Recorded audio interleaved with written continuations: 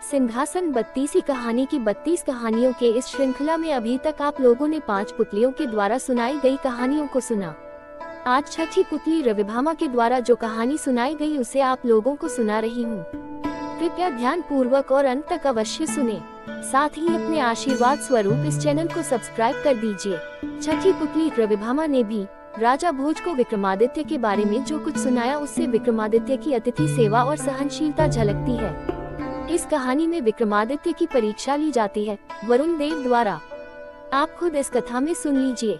छठी पुतली रविभामा ने जो कथा सुनाई वह इस प्रकार है। एक दिन विक्रमादित्य नदी के तट पर बने हुए अपने महल के झरोखों से प्राकृतिक सौंदर्य को निहार रहे थे। बरसात का महीना था, इसलिए नदी पूरे उफान पर थी और अत्यंत तेजी से बह रही थी। इतने में उनकी नजर एक अत्यंत दीनहीन, एक पुरुष, एक स्त्री और एक बच्चे पर पड़ी। उनके वस्त्र तार थे और चेहरे पीले पड़े हुए थे। राजा देखते ही समझ गए ये लोग बहुत ही निर्धन हैं। सहसा वे तीनों उस नदी में छलांग लगा दिए। अगले ही पल अपनी प्राणों की रक्षा के लिए चिल्लाने लगे। विक्रम ने बिना एक पल गवाए नदी में उनकी रक्षा के लिए छलांग लगा दी। अकेले तीनों को बचाना संभव नहीं था, इसलिए उन्होंने दोनों बेतालों का स्मरण किया। दोनों बेतालों ने स्त्री और बच्चे को तथा विक्रम ने उस पुरुष को डूबने से बचा लिया। तट पर पहुंचकर उन्होंने जानना चाहा कि वे लोग आत्महत्या क्यों कर रहे थे। पुरुष ने बताया कि वह उन्हीं के राज्य का एक अत्यंत निर्धन ब्राह्मण है जो अपनी दरिद्रता से तंग आकर जान देना चाहता है। वह अपनी बीवी तथा बच्चे को भूख से मरता हुआ नहीं देख सकता और आत्महत्या के सिवा अपनी समस्या का कोई अंत नहीं नजर आया। इस राज्य के लोग इतने आत्मनिर्भर हैं कि सारा काम खुद ही करते हैं, इसलिए उसे कोई रोजगार भी नहीं देता। विक्रम ने ब्राह्मण से कहा कि वह उनके अतिथिशाला में जब तक चाहे अपने परिवार के साथ रह सकता है तथा उसकी हर जरूरत पूरी की जाएगी। ब्राह्मण ने कहा कि रहने में तो कोई हर्ज नहीं है, लेकिन उसे डर है कि कुछ समय बाद आतिथ्य में कमी आ जाएगी और उसे अपमानित होकर जाना पड़ेगा। विक्रम ने उसे विश्वास दिलाया कि ऐसी कोई बात नहीं होगी और उसे भगवान समझकर उसके साथ हमेशा अच्छा बर्ताव किया जाएगा। विक्रम के इस तरह विश्वास दिलाने और आश्वासन देने पर ब्राह्मण परिवार अतिथिशाला में आकर रहने लगा।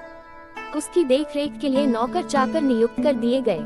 वे मौज से रहते, अपनी मर्जी से खाते पीते और आरामदेह पलंग पर सोते। किसी चीज की उन्हें कमी नहीं थी, लेकिन वे सफाई पर बिल्कुल ध्यान नहीं देते। जो कपड़े पहनते थे उन्हें कई दिनों तक नहीं बदलते। जहाँ सोते वहीं थूकते और मल मूत्र का भी त्याग कर देते। चारों तरफ गंदगी ही गंदगी फैल गई। दुर्गंध के मारे उस स्थान एक पल भी ठहरने का मन किसी का नहीं करता। नौकर चाकर कुछ दिनों तक तो धीरज से सब कुछ सहते रहे, लेकिन कब तक ऐसा चलता। राजा के कोप की भी उन्होंने परवाह नहीं की और भाग खड़े हुए।